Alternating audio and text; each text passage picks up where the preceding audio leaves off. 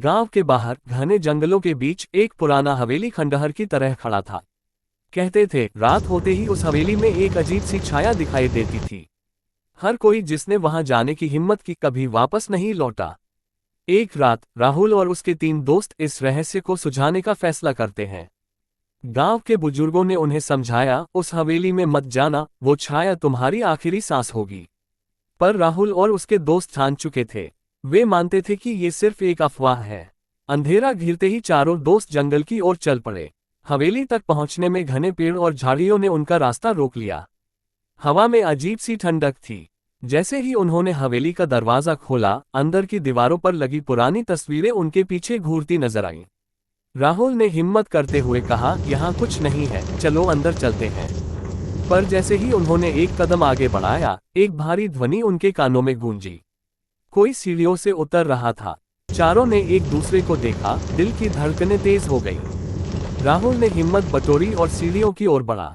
तभी अचानक वह छाया सीढ़ियों से उतरकर उनके सामने खड़ी हो गई। उसकी आंखें गहरी काली और चेहरा बिना किसी भाव का था। छाया ने धीरे धीरे अपने हाथ उनकी ओर बढ़ाए। चारों ने पीछे हटने की कोशिश की, लेकिन दरवाजा खुद ब खुद बंद हो चुका था। यहाँ से कोई नहीं बच सकता, एक ठंडी आवाज गूंजी। राहुल ने उस छाया से पूछा, तुम कौन हो?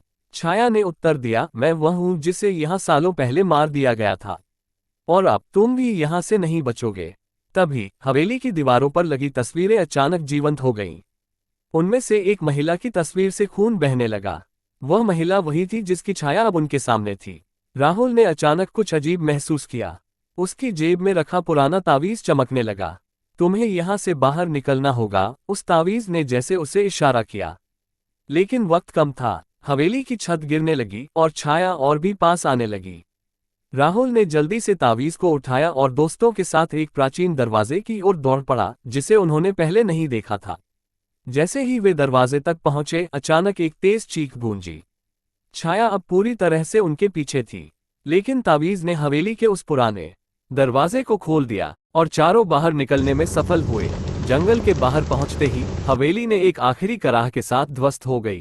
वो छाया हमेशा के लिए गायब हो गई थी, लेकिन आज भी गांव के लोग कहते हैं, जो भी उस हवेली के पास जाएगा, वो छाया उसे अपने साथ ले जाएगी, और रहस्य आज भी वहीं छुपा है, उस घने जंगल के बीच। तो दोस्तों, आशा है कि आपको ये स्टोरी पसंद आई होगी। तो दोस्तों, लाइक और सब्सक्राइब करना ना भूलिएगा। धन्यवाद।